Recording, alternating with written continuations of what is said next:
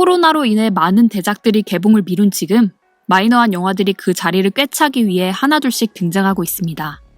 그중 건주 아킨보는 제법 인지도가 있는 영화입니다. 해리포터로 유명한 다니엘 레드클리프와 메이엠에서의 이미지를 그대로 따온 사마라 위빙을 전면으로 내세우고 있죠. 건주 아킨보는 B급 액션 영화입니다. B급 액션 영화. 이 장르를 선택한 관객들은 원하는 게 명확하죠. 유열이 낭자한 폭력성과 자신의 속마음에나 있는 화장실 유머. 네, 그렇습니다. 관객들은 불량식품과도 같은 영화를 원합니다. 우리들은 불량식품을 먹을 때 건강이나 위생을 최우선으로 하지 않아요. 그저 자극적이고 확실한 맛을 원하죠. 건주 아킨보는 과연 어떤 맛을 가진 영화였을까요? 영화 제작 기초의 내재적 분석 시작하겠습니다. 제이슨 레이 하우덴 감독의 건주 아킨보입니다. 게임 개발자인 마일즈는 흔히 너드에 가까운 인물입니다. 방구석에서 하는 건 게임뿐이며 집안엔 자신이 좋아하는 피규어가 가득하죠. 사회에선 완전히 적응하지 못한 채 지각이나 하며 상관에게 욕을 먹기 일쑤입니다. 그런 그는 호기심에 사륙을 라이브 방송하는 스키즘이라는 홈페이지에 들어가게 되고 너드답게 그 카페의 운영자와 키보드 배틀을 하게 됩니다. 그 뒤의 이야기는 관객들의 예상 그대로입니다. IP 주소가 노출된 마일즈에게 스키즘의 운영자가 찾아오게 되고 마일즈는 위험에 빠지게 되죠. 이야기의 큰 줄기는 특별한 건 없습니다. 많이 봐왔던 설정이죠. 당장엔 원티드가 생각났습니다. 평범하고 약간 부족한 회사원에게 평소에 범접할 수 없는 집단이 찾아오고 그의 내면의 폭력성이 깨어나는 거죠. 수십 수백 번 봐온 이야기지만 그게 중요한 게 아니죠. 관객들이 이 영화에게 바라는 건 다른 것이니까요. 하지만 이 영화는 설정 단계에서 가장 큰 지점을 놓치고 있어요. 그건 바로 주인공의 무게감, 즉 주인공이 가져야 할 능력이죠. 주인공이란 캐릭터는 특별한 능력을 가지고 있습니다. 그 능력은 갈등의 연속인 영화에서 주인공이 원하는 것을 성취하기 위한 가장 큰 무기이자 열쇠죠. 그 능력이라는 것은 초능력이나 완력, 권력과 같은 외적인 것부터 따뜻한 마음, 책임감, 정의감과 같은 내적인 모든 것을 포함하는 것입니다. 토니 스타크는 천재적인 두뇌를 가지고 있습니다. 토르는 신의 유전자를 가졌으며 괴물과도 같은 히어로들 사이의 캡틴 아메리카는 정의감과 불굴의 의지를 가지고 있죠. 히어로 영화뿐이 아니에요. 사건 위주로 흘러가는 모든 영화들은 이러한 능력들이 있습니다. 베테랑의 황정민은 정의감을, 원티드의 제임스 맥어보이는 천재적 암살자의 피를, 기생충의 가족들도 작지만 소소한 각자만의 능력을 가지고 있죠.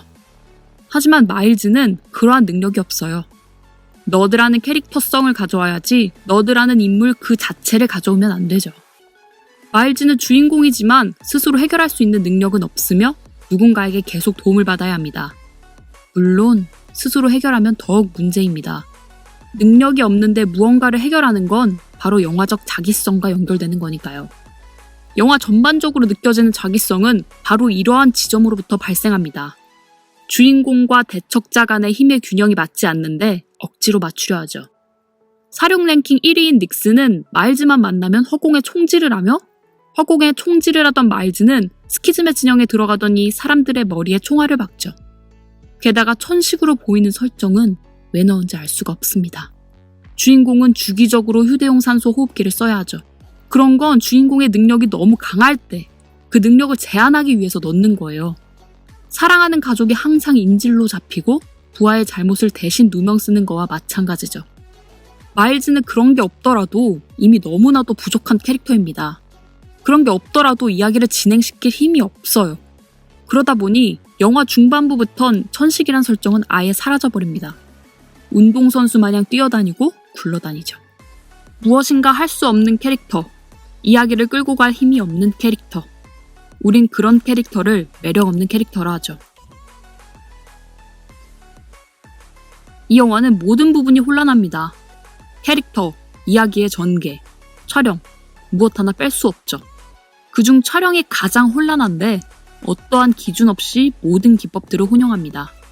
존윅처럼 합을 보여주기 위해 스테디한 촬영을 고수하던가 테이큰처럼 속도감을 위해 컷을 잘게 쪼개던가 인비저블맨처럼 공간감을 주기 위해 넓은 픽스샷으로 고정하던가 클로버필드처럼 현장감을 주기 위해 시점샷을 끝까지 끌고 갈 수도 있죠.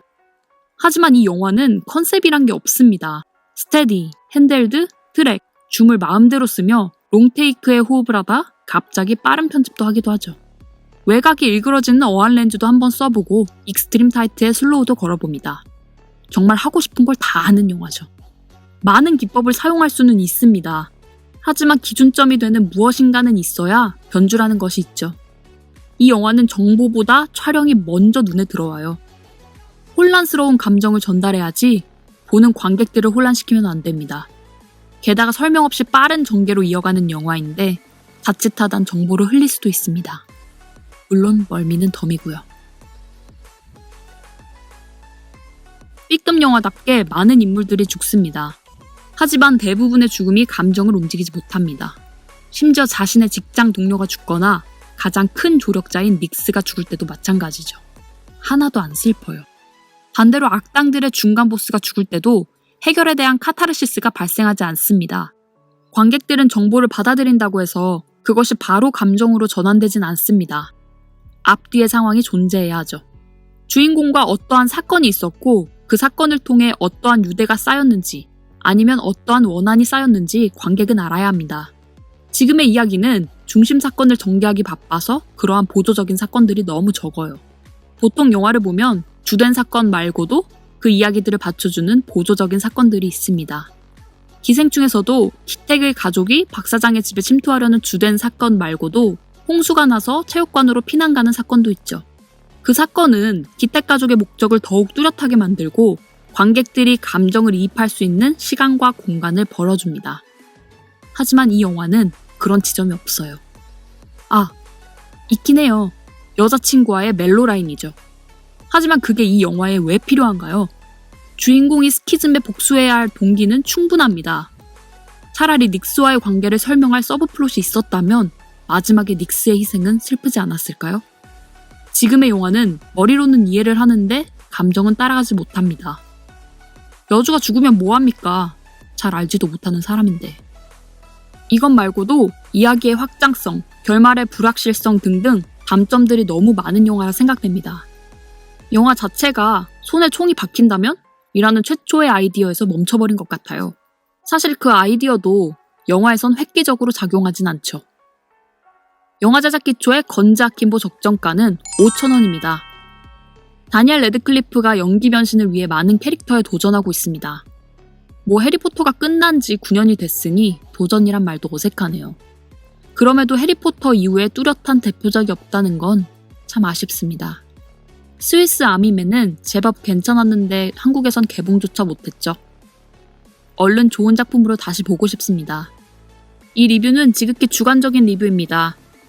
끝으로 이 영상이 좋다고 생각되시면 구독과 좋아요를 부탁드립니다. 댓글을 남겨주시면 여러분의 생각을 통해 더 좋은 리뷰를 만들 수 있을 거라 생각합니다. 감사합니다.